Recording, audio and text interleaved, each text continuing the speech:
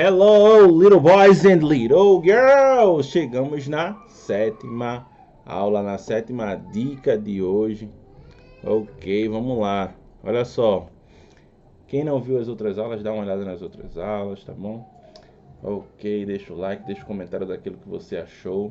Vamos lá. Acredito que você já deve ter entendido como que funciona, né? Essa banca, o ACP, ela usa bastante essa palavra no Excerpt, e seria um resumo, tá bom? Então ela pega um texto, ela joga você dentro de um resumo, de uma frase que está dentro daquele texto, e aí você precisa começar a trabalhar. A questão, se você for observar o enunciado, era sobre o pronome they, tá bom? O pronome they, ele é um pronome sujeito. Como pronome sujeito e dentro da expectativa, né, dentro do contexto de pronome pessoal, ele é um pronome que sempre que ele estiver, a gente vai ter que tratá-lo como alguém que faz uma ação, como alguém que executa algo, tá bom? Ok. O outro ponto que eu quero deixar claro para você, para ficar muito mais fácil de resolver esse tipo de questão, é que se você entender a lógica do pronome, ele é o pronoun, né? Now em inglês é o substantivo.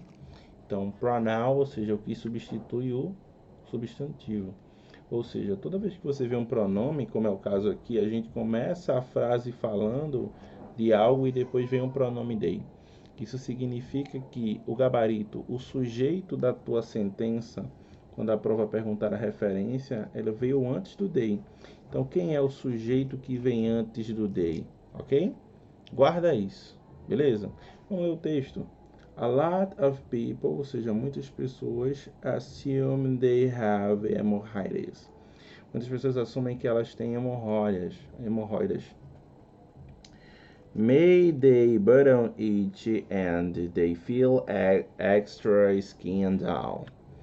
There is they'll whip. Então, elas podem ter manchas e coceiras nas suas partes baixas e pode sentir como se fosse uma pele extra ali.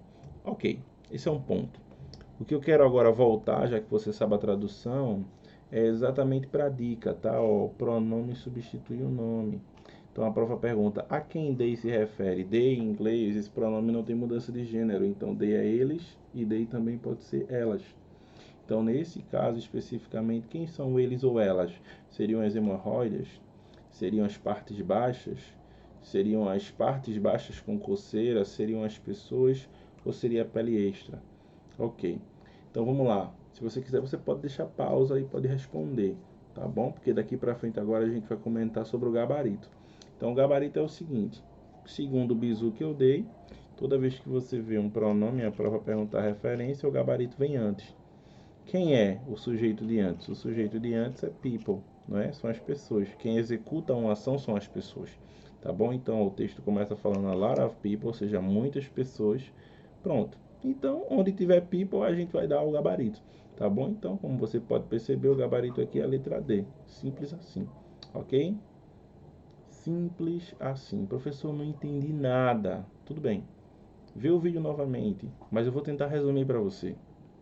Toda vez que você vê um pronome e a prova perguntar referência, não é o gabarito que vem depois. Não tem como ser as hemorroidas. Como que sem hemorroidas se a gente está falando do pronome aqui? O pronome substitui o nome. Primeiro eu falo assim, ó, José. Depois que eu falar José, eu falo ele. Então, José comprou um carro. Ele é rico. Ele quem? José.